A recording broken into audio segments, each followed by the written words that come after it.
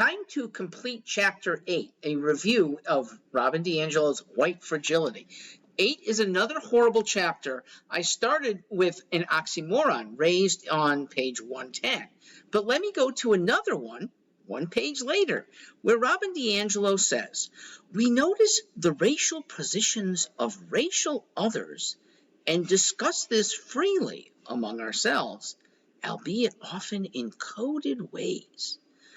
Ladies and gentlemen, if you're discussing something freely, it's not coded. And the problem with alleging coding is you're trying to mind read. And you are inferring, often wrongly, because a code that you see is your opinion.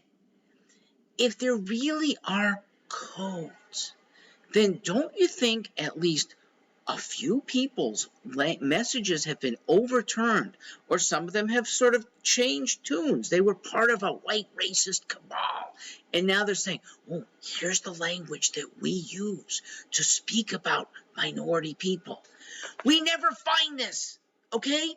This allegation of coding is clearly in the minds of those who are feeling victimized when they're not.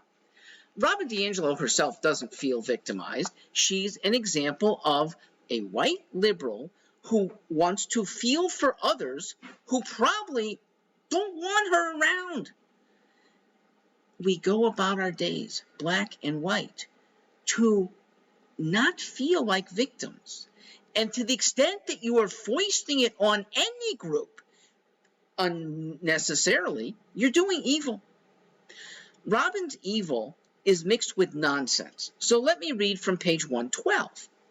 White equilibrium is a cocoon of racial comfort, centrality, superiority, entitlement, racial apathy, and obliviousness, all rooted in an identity of being good people free of racism. More, challenging this cocoon throws off our racial balance. Okay. So whatever this equilibrium that whites have is apparently challenged with some racial balance, and how, she doesn't really say.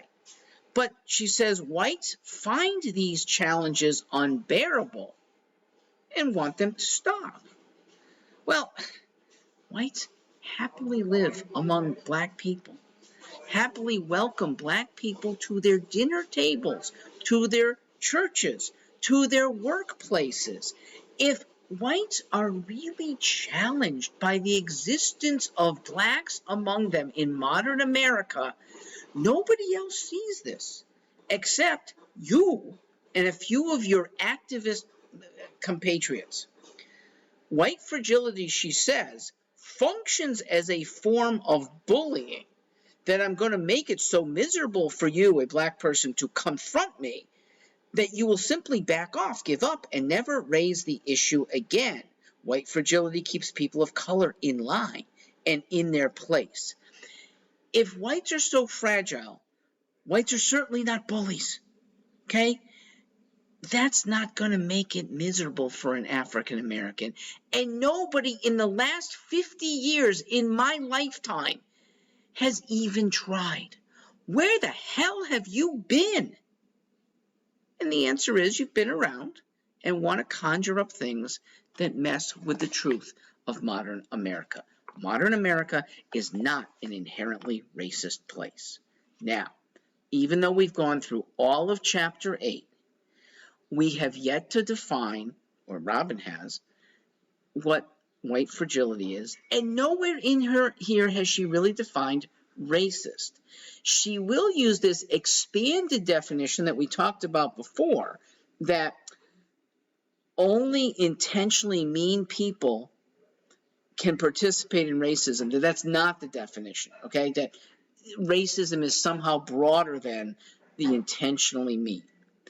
I will take a break from Robin DiAngelo, and in the next piece, talk about true definitions of racism, because there are many, and it absolutely is worth defining.